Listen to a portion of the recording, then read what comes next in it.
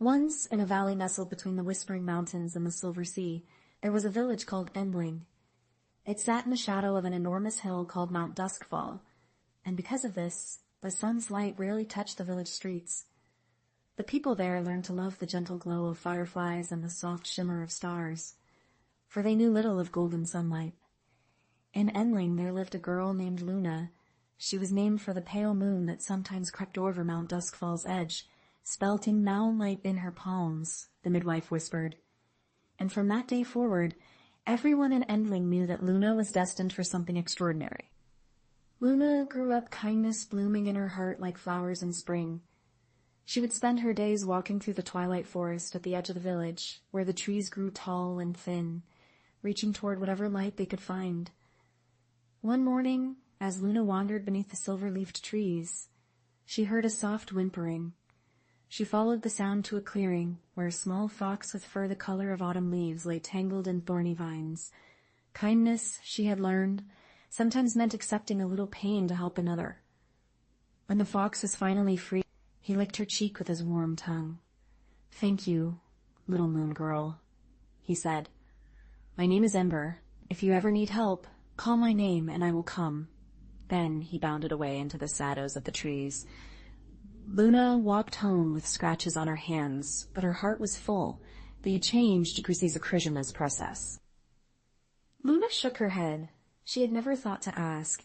The moonlight in her palms could grow, could spread, could reach out and touch the things around her.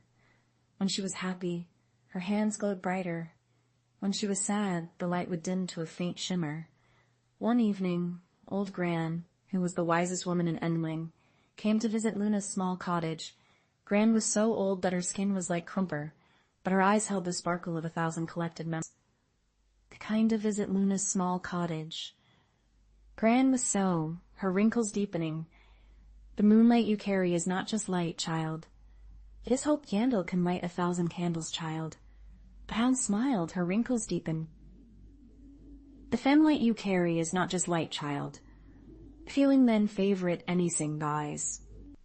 But great darkness rolled down from the mountains, not the natural shadow of the hill, but something colder, something meaner. The stars began to vanish one by one, as if being swallowed by an enormous beast. The fireflies that had always lit the village streets flew away in fright, and the people of Endling found themselves in the deepest darkness they had ever known. Children cried. Old folks sat by their cold hearths and wondered if the light would ever return.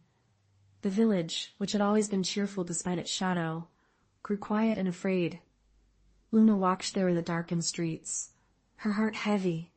She could feel the fear of her neighbors, could hear the trembling in their voices.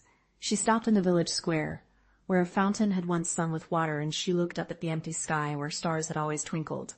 She thought of the fox she had freed, of the kindness she had shown without expecting anything in return. She thought of Gran's words, about hope and wisdom and sharing what you have. She thought of every person in Endling who had been kind to her, every neighbor who had shared bread, every child who had smiled at her in the street. She opened her palms, but this time she did not keep the light to herself. The people of Endling came out of their homes, blinking in the beautiful glow.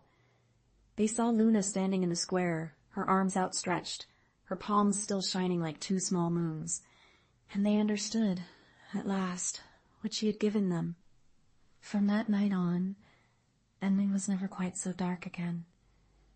The shadow of Mount Duskfall still fell across the village, but it was a gentle shadow now, a friendly one, for the people knew that even in darkness there was light to be found. I failed, Derry, to work gift with anyone who needed it. She taught the children that kindness was not a weakness, that wisdom was not naik vesenen, that pretendance severi is challing. And their children told it to their children, and so it through time, a whisper of wisdom and kindness that would never be forgotten. And that, dear child, is why you should always be kind and always be wise. And someone in the towning's left surface